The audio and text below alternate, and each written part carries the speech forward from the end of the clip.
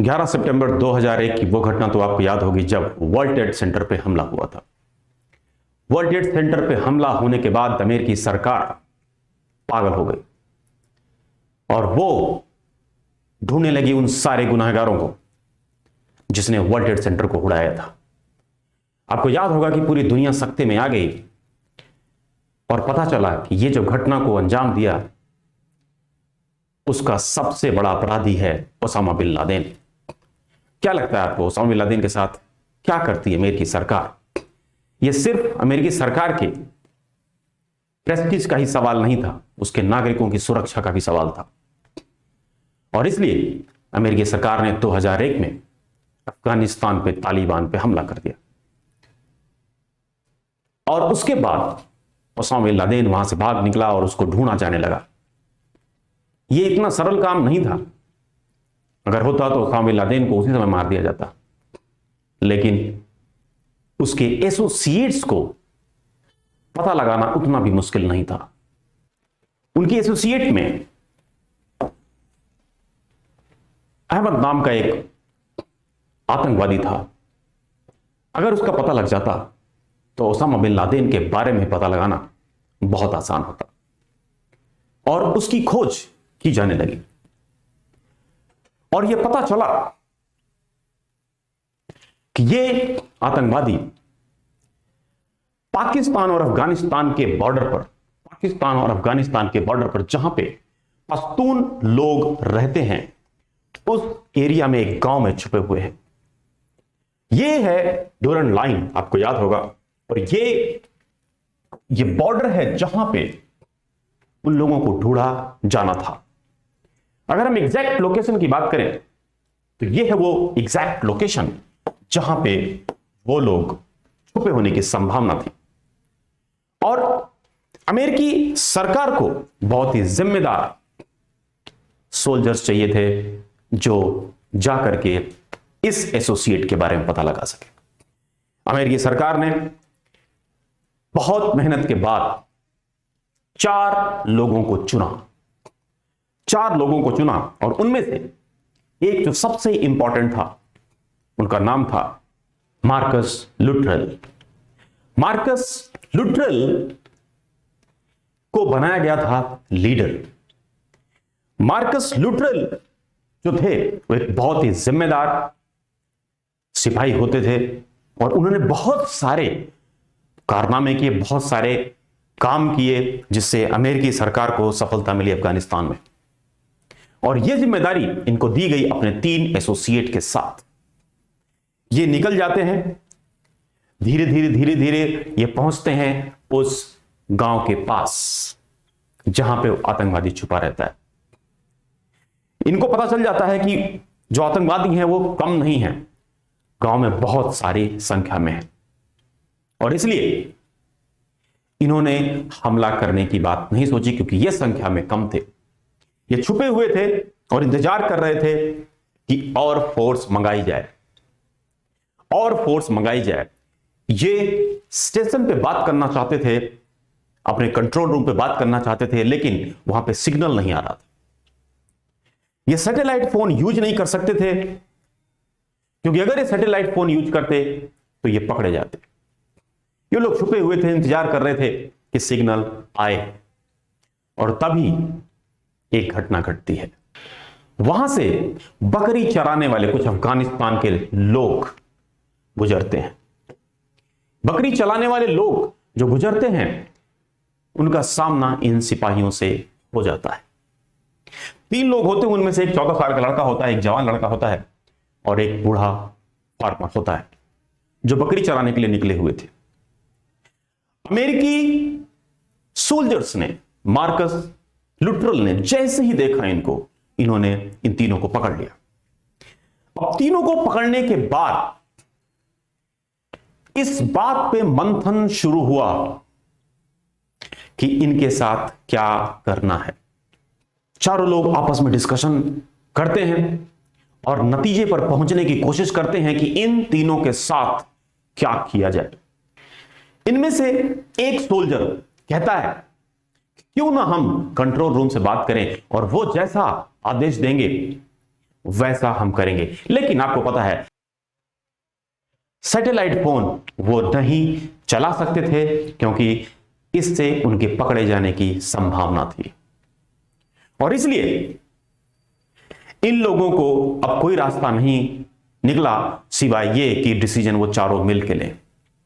और अब इनके सामने एक बड़ा प्रश्न आ गया था, और वो प्रश्न ये था कि इन तीनों के साथ क्या किया जाए। अब इस क्वेश्चन में ही हमारा आज का डिस्कशन पूरा छुपा हुआ है। अगर आप मार्कस लुट्रल की जगह होते तो आप क्या डिसीजन लेते? मार्कस लुट्रल के ऊपर ही सब कुछ दारोमदार छोड़ दिया गया कि आप ही डिसीजन लीजिए। मार्कस लुट्रल ने उन लोगों से बात करने की कोशिश की, अपने साथियों से। उनमें से 3 निर्णय लेने की बात की गई। नंबर 1, तीनों को मार दिया जाए, क्योंकि अगर इन लोगों को मारा नहीं गया तो ये लोग हो सकता है जाएं गांव में और बता दें, और तब उनकी जान, खुद की जान, चारों सिपाहियों की जान खतरे में पड़ जाएगी और मिशन भी खत्म हो जाएगा।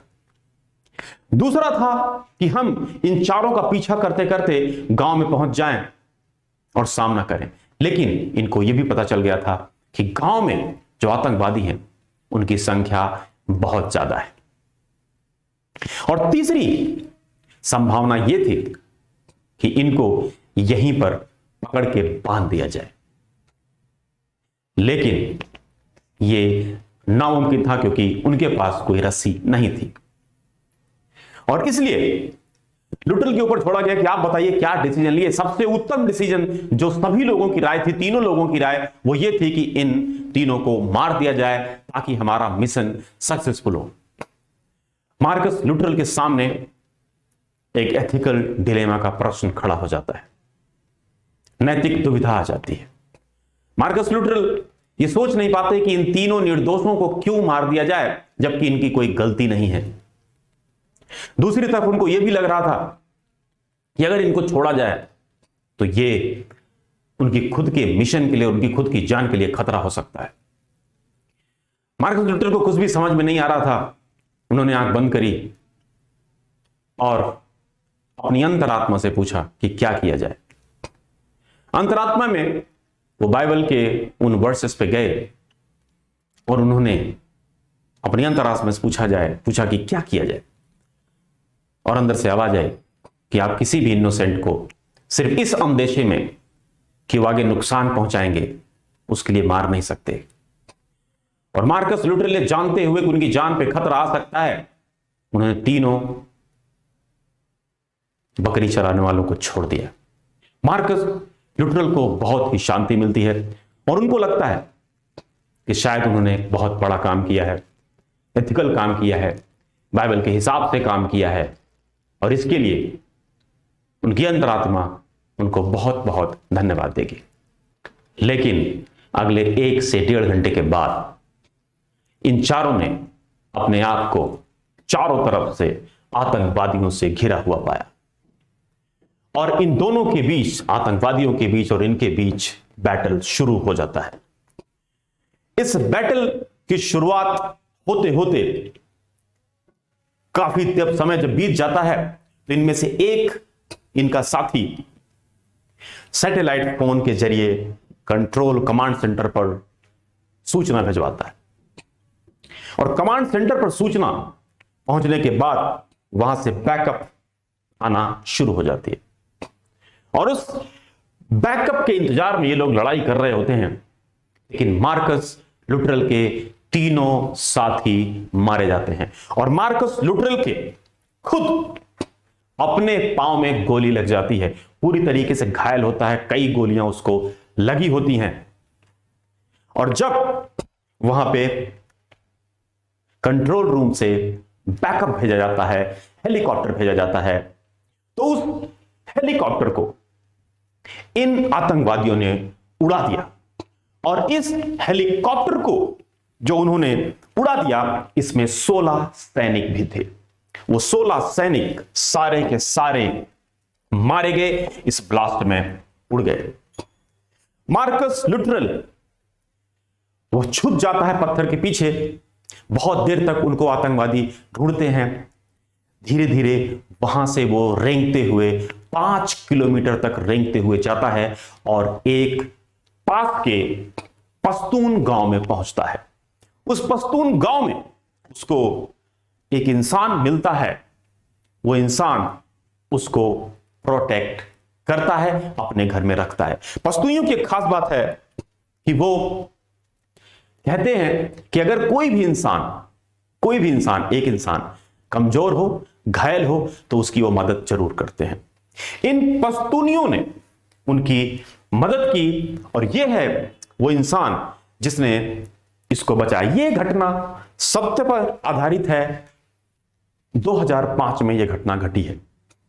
मार्कस लुटरल को वहां से पश्तूनी गांव से उठाया जाता है और लेके जाया जाता है हॉस्पिटल, और उस हॉस्पिटल में इनकी केयर की जाती है।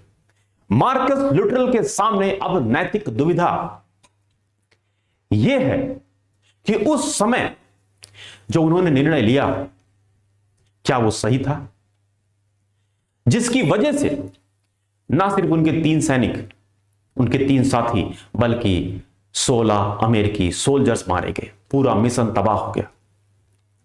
अब नैतिक दुविधा इनके सामने यह है कि क्या इनकी अंतरात्मा की आवाज गलत थी? क्या इनको वो निर्णय नहीं लेना चाहिए था? आज भी इनको यह पछतावा है कि इन्होंने अपने साथियों की बात क्यों नहीं मानी और क्यों नहीं उन तीनों को मार दिया। अगर आप होते ऐसी परिस्थिति में तो आप क्या निर्णय लेते? इस बात को आपको सोचना है, समझना है और उसका आंसर देना है। एक बात मैं आपको और बताऊं कि इस सत्य घटना पर आधारित एक मूवी भी बनी थी। उस मूवी का नाम है लोन सर्वाइवर। आप भी चाहें तो इस मूवी को देख सकते हैं और इसमें आपको वो सारी घटनाएं मिलेंगी जो मैंने आपको बताई। ये सत्य घटना पर आधारित 2005 में अफगानिस्तान में हुई थी। तो आप लोग इसका आंसर ढूंढें कि आप होते उस परिस्थिति में तो क्या करते। बहुत ही फेमस एथिकल क्वेश्चन है, एथिकल डिलेमा का क्वेश्चन है, जो मार्कस लुटरल जिसके लिए बहुत दुखी हैं और ये मानते हैं कि जब तक वो मरेंगे नहीं तब तक उनके साथ ये डिलेमा रहेगा।